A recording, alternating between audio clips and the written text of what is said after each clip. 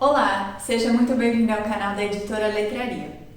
Meu nome é Fernanda, sou pós-doutora em Linguística e Língua Portuguesa. Na minha trajetória acadêmica, eu fiz iniciação científica, mestrado, doutorado, pós-doutorado, fui professora em 2 universidades públicas, orientei trabalhos de TCC, de iniciação científica e também fiz parte das comissões avaliadoras tanto de eventos quanto de revista científica. Então, no vídeo de hoje, a gente vai te explicar como recortar a sua pesquisa para transformar ela num artigo e conseguir publicar esse artigo. Tem um outro vídeo aqui no canal em que nós demos 3 dicas básicas para você publicar um artigo e o objetivo desse vídeo era te encorajar a começar a publicar. Só que a partir de uma das dicas surgiu uma dúvida que é muito comum entre os estudantes de graduação ou de pós-graduação, que é como recortar a pesquisa se eu vou precisar usar esse texto depois, seja na tese, na dissertação ou mesmo no relatório. Eu posso fazer isso? Se eu publicar esse texto num artigo, ele deixa de ser inédito? Então, nesse vídeo a gente vai detalhar um pouco mais como você pode fazer esse processo e por que você pode fazer isso. Bom, a primeira questão importante é que quando a gente fala de recortar a pesquisa, a ideia é você retirar um pedaço do texto que você já produziu, seja ele um relatório, seja a dissertação ou a tese, e fazer adaptações nesse texto para que ele se transforme num artigo científico. Se você ainda não tiver muito texto, não tiver muito conteúdo escrito, você pode simplesmente pegar uma ideia que você teve e desenvolver ela no formato do artigo. Esse formato de artigo você vai definir a partir das diretrizes da revista que você escolheu para publicar. Se você não sabe o que é isso, dá uma olhada nesse outro vídeo que eu mencionei, porque lá a gente explicou a importância de seguir as diretrizes da revista para não ter o seu artigo reprovado logo de cara. Bom, então por que esse texto que você vai publicar num artigo científico não vai ser o mesmo texto da sua tese ou da sua dissertação? Se a gente pensar na própria noção de texto, esse capítulo da sua tese, por exemplo, ele está fazendo sentido dentro de um texto maior. Então ele está acompanhado de uma introdução da tese, de outros capítulos e de uma conclusão. Então ele faz parte dentro desse todo. Quando você retira uma parte desse texto, você precisa criar um novo sentido para ele. Ou seja, ele também precisa ser um texto completo e autônomo dentro de um outro formato, que é o do artigo.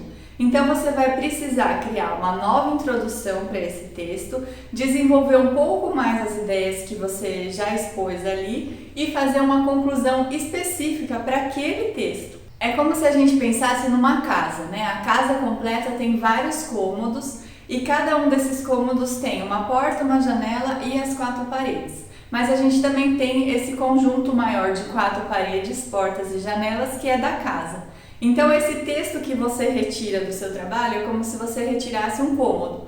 Ele precisa ser autônomo e completo. Então, pelo motivo de você precisar reconstruir esse texto, elaborar um pouco mais esse texto para o formato do artigo, já faz com que ele não seja exatamente o mesmo texto que você vai publicar depois. Mas mesmo que você não consiga desenvolver muito esse texto, deixar ele muito diferente do texto da tese, pode até ser que você perca a forma como você escreveu aquele texto. Mas o conteúdo, as reflexões, o trabalho que você já realizou, você não vai perder nunca. Então, por que você pode fazer isso? Por que você pode recortar a sua tese e publicar ela num evento científico ou num artigo para uma revista? Primeiro que o texto que você está produzindo, a pesquisa que você está desenvolvendo, ela é totalmente sua. Então, você é a única pessoa que pode fazer diferentes usos desse conteúdo, desse material, dessas reflexões. E é muito comum quando a gente está no início da pesquisa, a gente ter alguma ideia que naquele momento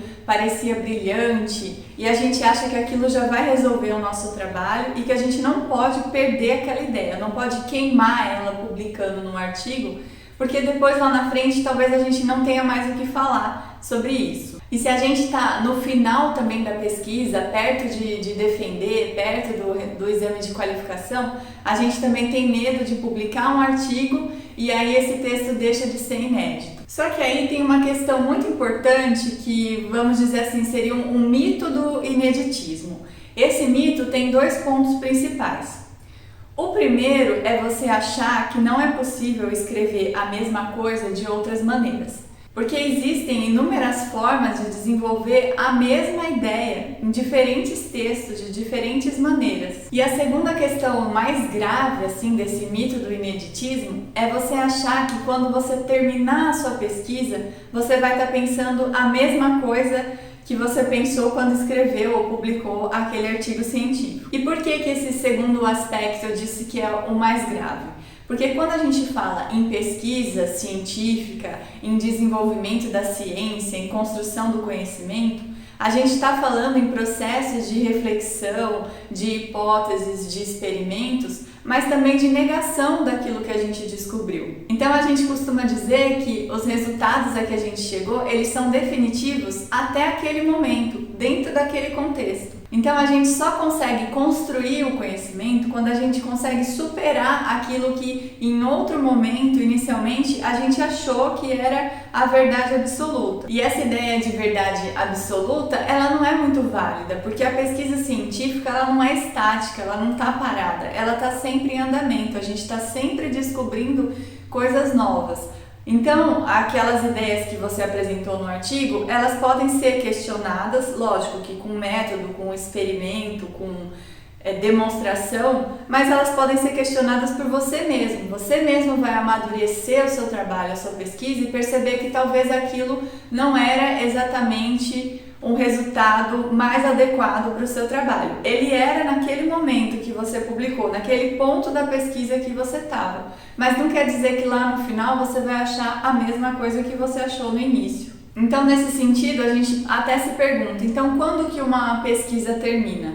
A pesquisa só termina quando a gente parar de refletir sobre ela, parar de pesquisar sobre aquele tema e, na verdade, a gente para quando a gente tem prazos a cumprir. Então, a gente para uma tese, para um doutorado, um mestrado, quando chega o prazo a gente precisa entregar. Mas não quer dizer que aquele conhecimento ali está encerrado e que eu nunca mais vou poder voltar naquele assunto e pensar nele de uma outra maneira. Por isso, é comum a gente ver em alguns artigos aquela seção das considerações finais ou conclusões, alguns autores chamam apenas de considerações, considerações parciais ou até mesmo considerações nunca finais. Então, a dica que eu dou para você é não tenha medo de queimar uma ideia que você já teve, um texto que você já escreveu, publicando ele num artigo científico. Porque eu tenho certeza que depois de publicar e depois desse artigo passar por uma avaliação, você mesmo vai amadurecer as suas ideias e não vai querer dizer aquilo do mesmo jeito. Você vai ter algo a mais a falar ou vai pensar naquela questão de uma outra maneira, de uma outra perspectiva. Bom, então se esse vídeo foi útil para você, deixe seu like, compartilhe com seus amigos que também precisam desse conteúdo e aproveite para se inscrever no nosso canal. E se você ainda ficou com alguma dúvida ou tem algum comentário para fazer sobre esse vídeo ou mesmo uma sugestão de tema, pode deixar aqui nos comentários que a gente responde para você. Muito obrigada pela atenção e até a próxima!